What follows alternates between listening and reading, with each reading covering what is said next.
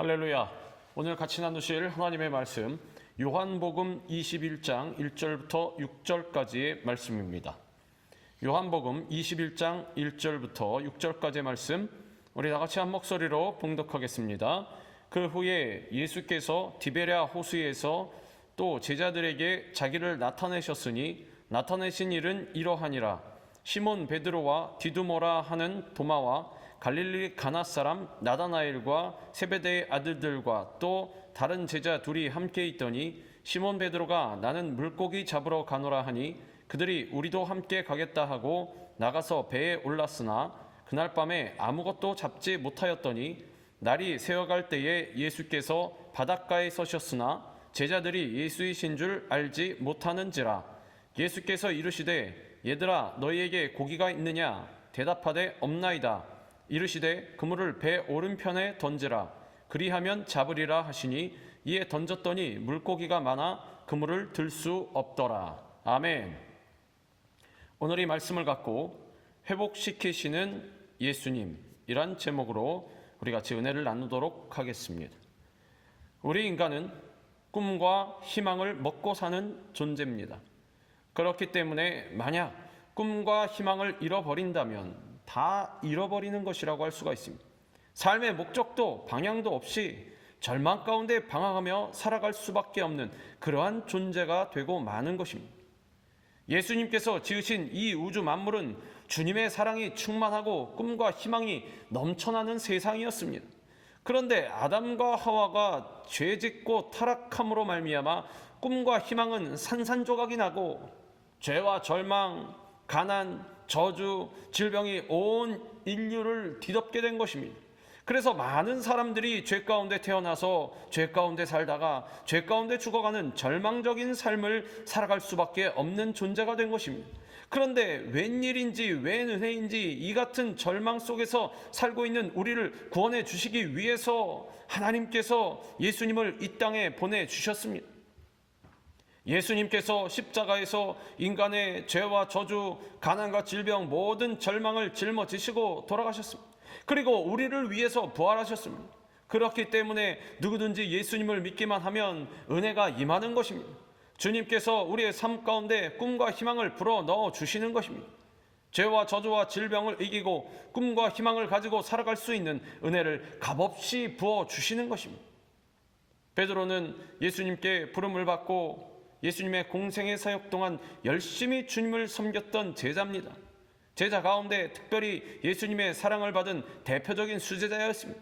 그래서 예수님께서 변화산으로 기도하러 올라가실 때 12명 중에 베드로, 요한, 야고보 셋을 데리고 올라가셨고 마지막 겟세마네 동산에 기도하러 올라가실 때에도 베드로, 요한, 야고보를 가장 가까운 곳까지 데리고 가셔서 함께 기도하셨던 것입니다. 특히 베드로는 사역 초기에 그 장모가 늘 열병으로 몸이 아팠는데 예수님께서 장모를 고쳐주셔서 주님의 은혜를 크게 체험했던 주님의 일꾼이었습니다. 그런데 이 수제자 베드로가 예수님이 붙잡혔을 때 자기 목숨이 위험해지니까 세상에 3번이나 예수님을 모른다고 부인했습니다. 특히 3번째는 예수님을 저주하고 맹세하면서 부인했던 것입니다. 베드로는 예수님 앞에서 주는 그리스도시요 살아계신 하나님의 아들입니다 이렇게 고백했던 제자입니다. 그리고 예수님이 고난당할 것을 말씀하실 때도 다른 제자들은 다 주님을 버리고 떠나도 저는 절대로 주님을 떠나지 않겠다고 혼장담했던 사람입니다. 그런데 정작 자신의 목숨이 위험해지니까 내가 언제 그랬냐고 얼굴을 바꿔서 예수님을 모른다고 배신한 것입니다. 심지어 저주하고 맹세하면서까지 단호하게 예수님을 부인한 것입니다. 어떻게 보면 우리는 모두 베드로와 같은 사람들입니다. 큰 은혜와 사랑을 받았음에도 불구하고 때때로 자신에게 약간의 불이익이 있을 것 같으면 금세 거짓말하고 받은 은혜를 저버리고 주님을 슬프게 하는 삶을 살아가는 것입니다. 또 누가 나에게 큰 도움을 줄 때에는 그 사람에게 그냥 간도 빼줄 듯이 온갖 입에 발린 칭찬을 하다가도 후에 나에게 조금 섭섭하게 하고 손해를 끼치면 갑자기 돌아서서 원수가 되고 마음의 미움과 분노로 가득 차서 적대시하는 것입니다. 그러나 사실 사람은 믿음의 대상이 아닙니다. 이 세상에서 믿을 사람은 하나도 없는 것입니다. 배신은 오히려 가장 가까운 데에서 일어나는 것입니다. 믿었던 사람들이 배신하고 돌아서는 것입니다. 그런데 베드로만 예수님을 배반하고 떠난 것이 아닙니다. 성경을 보면 재정을 맡았던 가룟 유다는 예수님을 종교 지도자들에게 가서 은 30에 팔았고, 다른 제자들도 예수님 붙잡히실 때 다 뿔뿔이 흩어지고 심지어 걸친 것도 다 벗어놓고 맨몸으로 도망간 사람도 있었습니다. 예수님은 이와 같은 인간의 연약함을 알고 계셨기 때문에 제자들에게 깨어있어 기도하라고 말씀하신 것입니다. 시험에 들지 않게 깨어있어 기도하라. 마음에는 원이로되 육신이 약하도다. 우리들도 기도하고 성령 충만해서 깨어있지 않으면 예수님 배반했던 제자들과 똑같은 삶을 살게 된다는 것입니다. 내가 예수 믿는 것 때문에 불이익을 당할까봐 직장에 가서 예수 믿는다는 사실을 알리지 않습니다. 자기 직장 상사가 예수님 믿는 사람을 싫어하는 것을 알고부터는 예수 믿는다는 것을 입 밖으로 꺼내지도 않습니다. 거래처 사장하고 여러 가지 거래를 하다가 예수 믿는 것 때문에 불이익을 당할까봐 예수 믿는다는 사실을 숨기기도 하고, 또 친구들에게 따돌림 당할까봐 전혀 안 믿는 척하기도 하고, 또 믿지 않는 가족들에게 핍박을 받을까봐 교회 나오는 것을 숨기고 조용히 교회를 다니는 사람도 있습니다. 그러나 절대로 예수 믿는 것이 부끄러워서는 안 되는 것입니다.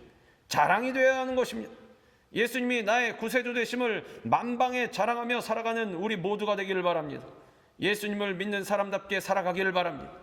나에게 불이익이 다가온다고 절대로 죄와 타협하면서 살지 않게 되기를 바랍니다. 어디를 가든지 예수님 믿는 것에 대해 떳떳해야 하는 것입니다. 그러면 하나님께서 우리의 힘이 되어 주시고 모든 어려움을 이기고 형통함과 복을 내려 주시는 것입니다. 예수님을 부인한 베드로는 닭 울음소리를 듣고 자기의 잘못을 깨닫고 통곡하며 울었습니다. 절대 부인하지 않겠다고 해놓고 3번 부인하고 난 다음에 닭이 우니까 그때 주님이 하신 말씀이 생각나서 통곡하며 울었던 것입니다. 자기를 그렇게 사랑해 주시고 자기 장모의 병도 고쳐주시고 자기를 세워주시고 지금까지 함께 하신 예수님을 배반했다고 하는 그 죄책감에 견딜 수가 없었습니다. 신앙을 가진 후에는 예수님을 제대로 믿어야 하는 것입니다.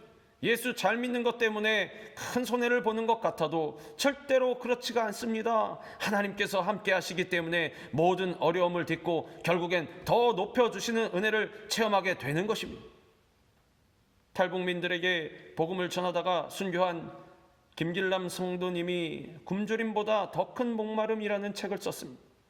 평양에서 조선노동당 간부로 있다가 양강도 오지로 쫓겨났는데 그곳에서 예수님을 믿는 사람들을 만나서 예수님을 믿게 되었습니다. 그런데 전혀 예수님을 모르다가 예수님을 믿게 되니 성경에 대한 지식이 없었습니다. 당시 지하교회 성도들은 성경이 귀에서 한 권을 뜯어서 나눠서 읽곤 했는데 김길남 성도에게 주어진 것은 레위기와 사무엘상이었다고 합니다. 사무엘상에서 이스라엘 백성들이 이방인을 진멸하는 모습을 보고 하나님은 복수하시고 진멸하시는 하나님이다 이렇게 잘못 알고 노동당 타도를 외치면서 당 간부들을 대상으로 해서 도둑질과 강도질을 하게 되었습니다. 그러다 결국 그는 중국으로 도망가게 되고 말할 수 없는 어려움을 겪게 되니까 하나님을 원망했습니다. 하나님, 내가 하나님의 뜻대로 다 이 원수들을 박멸하려고 했는데 왜 나에게 이렇게 어려움이 다가옵니까? 그런데 숨어 지낼 때 누가 성경을 가져다 줬습니다. 성경을 제대로 읽어봐. 당신 하나님을 모르고 있는 거야. 내가 왜 성경을 보냐? 집어 던졌다가 다시 성경을 펼쳐보는데 성령의 은혜가 임했습니다. 요한복음을 읽을 때 눈물 콧물이 쏟아지면서 주님의 은혜를 체험했습니다. 그리고 실패한 인생에 다가온 하나님에 대해서 너무 감사해서 이렇게 고백했습니다. 1999년 초겨울이었다. 나는 성령의 강권적인 역사에 이끌려 탈북을 하게 되었고 이것으로 내 인생도 끝났다고 생각했다. 그렇게 절망과 좌절해서 허우적거릴 때 하나님이 찾아오셨다. 예전에 내 맘대로 해석하고 왜곡시킨 일그러진 하나님이 아니라 온전하고 완전하고 무결하고 무엇보다 사랑이 많으신 하나님으로 찾아오셔서 내 손을 붙으셨다. 하나님이 찾아오신 그날 내 인생의 어둠이 걷혔다. 내 인생의 빛이 임하기 시작한 것이다. 13년 넘게 중국과 북한의 국경 지역에서 탈북자를 도우며 섬기다가 2012년 의문의 교통사고로 세상을 떠납니다. 그가 마지막으로 남긴 이메일 내용의 일부입니다. 내 평생의 소원대로 북녘 땅이 주의 나라가 된다면 그리하여 우리 주님의 소원을 풀어드리고 또한 먼저 돌아간 형제 자매들의 한을 풀어줄 수만 있다면 그 어떤 위험도 아니 죽음도 불사할 것입니다. 그렇게 그의 인생을 주님께 바쳤습니다. 주님 안에서 우리는 결코 실패자로 끝나지 않습니다. 버림받은 자로 끝나지 않습니다. 실패한 인생, 저주받은 인생, 버림받은 인생을 주님이 찾아오셔서 성공한 인생, 쓰임받는 인생, 복받는 인생, 칭찬받는 인생으로 변화시켜 주시는 것입니다. 예수님을 배반하고 깊은 절망에 빠졌던 베드로는 부활하신 예수님을 만나고 난 후에도 삶의 의욕을 잃어버렸습니다. 다시 옛날로 돌아가야 되겠다 이렇게 하고 갈릴리로 돌아가 고기 잡는 어부의 모습으로 예수님 만나기 이전 모습으로 살게 되었습니다. 그러나 예수님을 떠난 인생은 실패한 인생이고 무엇을 해도 이룰 수 없는 빈배와 같은 인생이라는 것을 잊지 마시길 바랍니다. 주님의 부르심에 감격해서 모든 것을 버려두고 예수님을 따랐던 베드로가 예수님을 배신한 후에 다시 옛 모습으로 돌아왔지만 그에게는 그 어떠한 것도 자신의 노력을 통해서 얻을 수가 없었고 돌아온 것은 빈배뿐이었습니다. 예수님만이 우리의 전부가 되십니다. 예수님을 떠나서는 우리는 아무것도 할 수 없는 것입니다. 이 세상 모든 것을 다 잃어버려도 예수님을 붙잡으면 우린 다 가진 것이고 이 세상 것을 아무리 많이 가지고 있다고 할지라도 예수님을 잃어버리면 다 잃어버린 것입니다. 여러분의 모든 것 되시는 주님을 꼭 붙드시길 바랍니다. 주님을 떠난 인생은 결국 빈배 인생이 되는 것입니다. 결국 밤새 그물을 던지고 또 던지고 또 던지고 또 던졌지만 그물에 걸려온 것은 아무것도 없었습니다. 지치고 피곤하고 밤을 꼬박 세워서 허기지고 이제 어떻게 하지? 낙심에 처해 있을 때 예수님이 찾아오셨습니다. 우리가 빈배 인생이 되어서 손 놓고 나의 무능함을 깨달을 때 예수님이 찾아오시는 것입니다. 찾아오셔서 아주 사랑스러운 음성으로 부르십니다. 얘들아, 너에게 고기가 있느냐? 고기 좀 잡았느냐? 아니요, 우리가 한 마리도 잡지 못했습니다. 오늘 주님께서는 실패하고 좌절하고 마음에 상처 입고 낙심해서 빈배 인생이 되어 있는 우리들에게 물으십니다. 내가 그렇게 나가서 내 뜻대로 열심히 산다고 했는데 뭐 얻어진 것이 있느냐? 내가 내 자신의 노력을 가지고 그렇게 사업을 경영한다고 했는데 사업의 성과가 있느냐? 지금 너의 인생에 나 없이 만족할 무언가를 다 얻었느냐? 이렇게 물으시는 것입니다. 예수님 떠난 인생은 빈배 인생입니다. 무엇을 해도 그 빈배를 채울 수가 없는 것입니다. 우리 인간의 노력은 늘 불완전하고 결국 물거품처럼 사라져버리는 것이기 때문에 주님이 우리와 함께 하시고 우리를 도와주셔야만 하는 것입니다. 주님께서 말씀하십니다. 본문 6절입니다. 이르시되 그물을 배 오른편에 던지라 그리하면 잡으리라 하시니 이에 던졌더니 물고기가 많아 그물을 들 수 없더라. 공허하고 허무하고 피곤하고 지쳐서 빈배가 된 인생에게 주님이 오셔서 말씀하십니다. 오른쪽에 그물을 던져라. 믿음으로 그물을 내려라. 그날 밤에 사실 오른쪽, 왼쪽, 뒤쪽, 앞쪽 다 던져봤지만 한 마리의 고기도 못 잡았습니다. 중요한 것은 그물을 내린 방향이 어디냐가 아니라 주님 말씀에 순종하여 그물을 던졌다는 것이고 말씀하신 즉시 그물을 던졌더니 얼마나 고기가 많이 잡혔는지 너무 많아서 들어올리기가 힘들 정도가 되었다라는 사실입니다. 이 예수님이 오늘도 우리의 마음을 두드리고 계신 것입니다. 볼지어다 내가 문 밖에 서서 두드리노니 누구든지 내 음성을 듣고 문을 열면 내가 그에게로 들어가 그와 더불어 먹고 그는 나와 더불어 먹으리라. 우리가 깊은 절망에 처해서 문을 꽁꽁 닫고 외롭게 홀로 있을 때 주님이 문을 두드리십니다. 너 왜 이렇게 낙심하고 있느냐? 왜 절망하고 있느냐? 왜 상처를 끌어안고 있느냐? 문을 열고 나를 맞아라. 나와 함께 하자. 예수님이 찾아오셨을 때 마음의 문을 열고 예수님을 영접하게 되기를 바랍니다. 고기가 많이 잡힌 순간 제자들은 알았습니다. 아, 예수님이시구나. 그때 사도 요한이 말합니다. 예수님이시다. 주님이시다. 오늘 본문 밑에 7절에 보면 예수께서 사랑하시는 그 제자가 베드로에게 이르되 주님이시라 하니 시몬 베드로가 벗고 있다가 주님이라 하는 말을 듣고 겉옷을 두른 후에 바다로 뛰어내리더라. 이게 기록되어 있습니다. 고기가 많이 잡힌 순간 사도 요한이 먼저 말합니다. 주님이시다. 베드로는 그 말에 너무나 감격을 했습니다. 내가 주님을 배반하고 이곳까지 도망왔는데 주님이 나를 찾아오셨구나. 너무나 감격해서 우통을 벗고 있다가 서둘러 옷을 입고 물속으로 뛰어들었습니다. 그리고 예수님을 향해 헤엄쳐 나갑니다. 바닷가에 사는 어부니까 헤엄은 잘 쳤을 것입니다. 그러나 그가 그 헤엄쳐가는, 그 물길을 헤쳐가는 그의 모습은 주님을 향한 너무나 감사하는 감격과 함께 고마움에 눈물을 흘리며 헤엄쳐간 물길이었으라 생각합니다. 울며 그는 헤엄쳐 나갔을 것입니다. 내가 예수님을 3번이나 배반했는데, 모른다고 부인했는데 주님이 날 찾아오셨어요. 내가 버림받은 줄 알았는데 주님이 날 버리지 않으셨어요. 주님이 여전히 날 사랑하시는 거야. 날 용서하시는 거야. 너무 감격해서 울며 헤엄쳐 나가 보니 예수님께서 환한 미소로 기다리고 계신데 숯불을 피워놓고 생선을 굽고 계셨습니다. 주님이 베드로를 따뜻하게 맞이하십니다. 밤새 너무 힘들었지? 추웠지? 너 배고팠지? 이리 와, 불 쬐고 아침 먹자.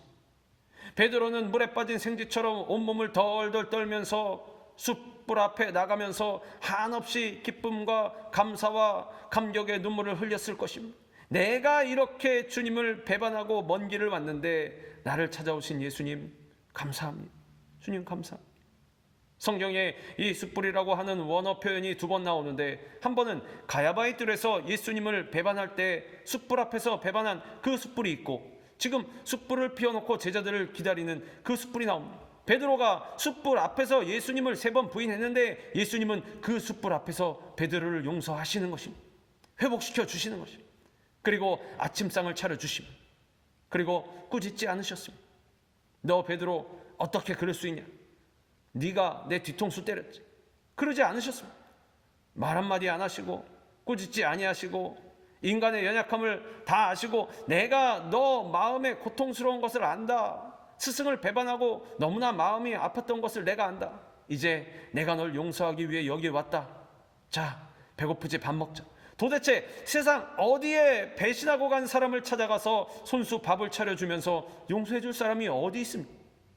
오직 예수님만이, 우리 사랑의 예수님만이 우리에게 이 같은 사랑을 베풀어주고 계시는 것입니다. 지금도 주님은 우리를 부르고 계십니다. 수고하고 무거운 짐진 자들아 다 내게로 오라. 내가 너희를 쉬게 하리라. 이것이 주님의 사랑인 것입니다. 주님이 그렇게 우리를 사랑하신 것입니다. 지금도 주님은 우리를 그렇게 사랑하고 계신 것입니다. 이렇게 우리가 사랑을 받았습니다. 이렇게 우리가 용서를 받았습니다. 그러나 이렇게 큰 사랑을 받고 살면서도 우리는 마음이 얼마나 좁은지, 나를 힘들게 하고 상처 주고 배신한 사람들 절대로 용서하지 않습니다. 이 세상에서의 인생은 한 번뿐입니다. 안개처럼 쉬 사라져버리고 마는 것입니다. 내가 조금 손해봤다고 해서, 불편하다고 해서 사람들과 원수 짓고 살지 마시기 바랍니다. 이 세상에 나가 살면서 나의 유익을 위해서 주님을 배반하지 않게 되기를 바랍니다. 적당히 죄와 타협하며 사는 모습은 예수님 배신할 때의 베드로와 똑같습니다. 예수님을 모른다고 부인하는 것입니다. 그런데 그럼에도 불구하고 예수님은 우리를 용서하신다는 사실입니다. 다시 우리를 찾아오십니다. 우리를 회복시켜 주시는 것입니다. 그러므로 이제는 우리가 그 사랑에 감격하여 눈물 흘리며 이제 남은 여생 주님 위에 살아가야 하는 것입니다. 시기와 분노와 미움과 질투와 상처로 얼룩졌던 내 마음을 다 십자가 앞에 내려놓고 모닥불 앞에서 자신을 배반했던 제자를 다시 용서하신 주님의 사랑을 체험한 베드로처럼 우리 모두가 주님의 사랑과 용서를 체험하게 되기를 바랍니다. 알코올 중독자였다가 지금 알코올 중독을 치유하는 사역을 하고 계시는 임효주 목사님이 계십니다. 목사님은 어린 시절 아버지가 돌아가시고 홀로 외롭게 외할머니 밑에서 자랐습니다. 어머니는 일을 가셔야 했고 그러다 보니까 늘 마음의 불안과 여러 가지 외로움과 고통이 있었습니다. 우연히 초등학교 들어갔을 때 포도주 찌꺼기를 먹고 술에 취한 경험이 있었는데 그로부터 술에 취해 살았습니다. 그러던 중 목사님은 고3 때 교회에 갔다가 은혜를 받았습니다. 예배당에 들어가서 앉아 앞쪽 강단의 십자가를 멍하니 바라보고 있는데 어느새 내 볼에 뜨거운 눈물이 타고 내리고 있었다. 울음을 그치고 바닥을 보니 눈물과 콧물과 침이 흥건히 고여 있었다. 그런데 참으로 이상한 일은 이후에 일어나기 시작했다. 책상 앞에 책을 펴는데 마음이 너무나 평온했다. 그런데 열심히 공부해서 서울대학교에 입학한 다음 다시 술꾼이 되었습니다. 매일 술과 함께 살았습니다. 그러다 보니 해외 지사장으로 나가서 알코올 중독자가 되어가지고 결국 회사에서 쫓겨나게 되었습니다. 이후에 20년 동안 알코올 중독을 치료하기 위해서 병원에 입원했다가 퇴원했다가 입원했다가 퇴원했다, 이것을 반복했지만 입원했을 때는 끊는 것 같은데 나오자마자 또 술을 찾아서 다시 원점으로 돌아갔습니다. 심신이 황폐하게 됐고 절망의 밑자락에 떨어지게 되었습니다. 술을 마시지 않기 위해서 자기 몸을 밧줄로 묶어보기도 하고 저녁 때 술집에 안 가려고 문에 못질을 해보기도 하고 그래도 술에서 벗어날 수가 없었습니다. 칼로 동맥을 그어보기도 하고 또 소주를 한 박스 싣고 만취운전을 하다가 크게 교통사고가 나서 죽을 뻔하기도 했습니다. 그는 알코올 중독의 심각성을 이렇게 표현합니다. 알코올 중독은 모든 것을 파괴해버리는 병이다. 처음에는 중독자 자신의 모든 사회적인 능력을 앗아가버리며 이어 점차 사랑하던 모든 것을 없애버린다. 그 과정에서 재산은 다 소진돼서 다음엔 서서히 영적으로 파괴되어 인성은 완전히 사라지게 되며 급기야 오로지 술만 탐닉하다가 결국은 죽음에 이른다. 이렇게 폐인이 되었을 때 어느 날 아내 손에 이끌려 기도원에 갔습니다. 그때 주님의 음성을 들었습니다. 아무것도 보이지 않는 깜깜한 밤하늘에 담배 연기를 내실 때였다. 갑자기 하늘에서 엄청난 힘이 몰려오는 것 같이 느껴졌다. 그리고는 하늘에서 음성이 벼락같이 들리는 것 같았다. 너는 지금 무엇을 하고 있느냐?